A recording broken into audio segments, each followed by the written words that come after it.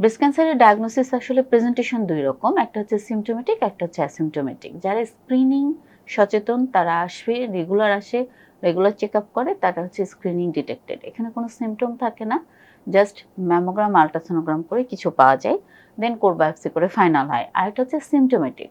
বাংলাদেশের ম্যাক্সিমাম রোগী সিমটোমেটিক, তারা কিছু বোঝে এই জন্য ডাক্তারের কাছে আসে, এবং সেটা বেশিরভাগই হচ্ছে চাকা বুঝে তাই আসে।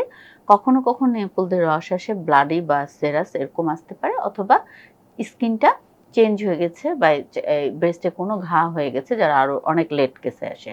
অতএব রোগীরা কোন স্টেজে আসছে এর উপর ডিপেন্ড করে প্রেজেন্টেশনটা।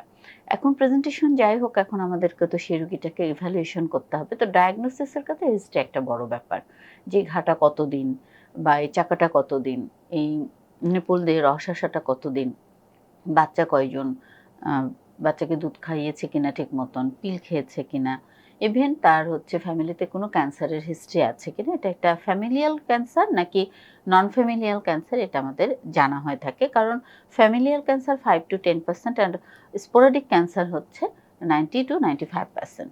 তো সুতরাং আমরা হচ্ছে এইভাবে আমরা রোগীদের আগে হিস্ট্রিটা শেষ করি এবং এক্সামিনেশন করি। এক্সামিনেশনে অবশ্যই রোগীর জামা, ব্রা এবং সবকিছু খুলে রোগীকে ফ্ল্যাট হচ্ছে বিছানায় শুয়ে তারপরে এক্সামিন করতে হবে, এবং এক্সামিনেশনের সময় পুরা ব্রেস্ট ইনক্লুডিং অ্যাক্সিলা দেখতে হবে, এবং টিউমারটা যখন আছে এটা নোট ডাউন করতে হবে।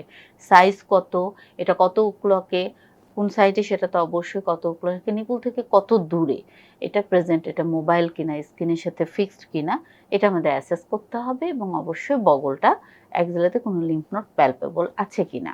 লিম্ফ নোড যদি আমার হাতে নাও লাগে, লিম্ফ নোড কিন্তু বড় হতে পারে, রোগীর ফ্যাটির সাথে সাথ করে অনেক সময় লিম্ফ নোডটা আমাদের হাতে নাও লাগতে পারে। সেটা আবার আমাদের এক্সপার্টিরও একটা ইস্যু আছে, সেই এক্সপার্টিটাও যদি ভালো সেভাবে না আমরা নাও পেতে পারি।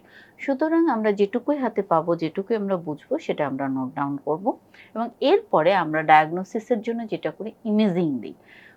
সাধারণত ওয়ার্ল্ডে হচ্ছে 40 বছর বয়সের উপরে হলে ম্যামোগ্রাম এবং আল্ট্রাসোনোগ্রাম দেয়, আর 40-এর নিচে হলে ইনিশিয়াল হচ্ছে আল্ট্রাসোনো দেওয়া হয়। এখন 40-এর নিচে কি ক্যান্সার তার মানে হয় না? হতেই পারে। এখন আল্ট্রাসোনোতে যদি এটা ইউ3 বা এটা ইরেগুলার শেপের কোনো টিউমার থাকে, তাহলে অবশ্যই আমরা কোর বায়োপসি করার আগে একটা ম্যামোগ্রামও করিয়ে নেব। আর যদি এটা রেগুলার টিউমার বড় হতে পারে বাট রেগুলার শেপ হয়, তাহলে আমরা শুধু আলট্রা করে তাকে হচ্ছে পরবর্তীতে কোর বায়োপসি করব। আর 40-এর উপরে যদি হয় ম্যামো আলট্রা করে তারপরে কোর বায়োপসি। কেন আমরা ইমেজিংটা আগে শেষ করতে চাই? কারণ আমরা যখন একটা বায়োপসি করি বা অন্য কিছু করি, তখন দেখা যাচ্ছে যে আ ওই জায়গাতে লোকালি একটা ব্লিডিং হয়, এডিমা হয়, এবং একটা ইমেজটাকে একটু হলেও ডিস্টর্টেড করে দেয়। এইজন্য ইমেজিং ফার্স্ট ফলোড বাই হচ্ছে কোর বায়োপসি। কোনো এফএনএসি না, এটা অবসোলেট, এবং এফএনএসি করে কোনো সিদ্ধান্ত নেওয়া কিন্তু এখন মানা। এটা যদি ক্যান্সার হয় তাও কোর বায়োপসি, এটা যদি ক্যান্সার নাও হয় তাও কোর বায়োপসি। কারণ এফএনএসিতে ফলস রিপোর্ট অনেক বেশি আসে। সাথে আমাদেরকে হচ্ছে বগলে যদি এটা আমাদের হাতে টিউমার নাও লাগে, লিম্ফ নোড নাও লাগে, কর্টিক্যাল থিকনেস যদি কর্টিক্যাল থিকনেস 2.5 এর উপরে হয়, তাহলে সেখান থেকে একটা বায়োপসি করতে হবে আল্ট্রাসোনো গাইডেড।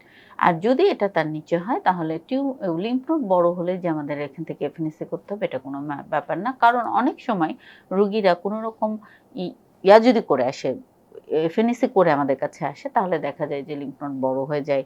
তাহলে আমরা আবার যখন আলট্রা করি, লিম্ফ নোডটা রিঅ্যাক্টিভলি বড় হয়ে যায়। এটা হচ্ছে আমাদের মেন হচ্ছে ডায়াগনোসিস। কোর বায়োপসি করে যখন আমরা ফাইনাল হব যে এটা ক্যান্সার, তার মানে আমরা ক্যান্সার ডায়াগনোসিস করলাম।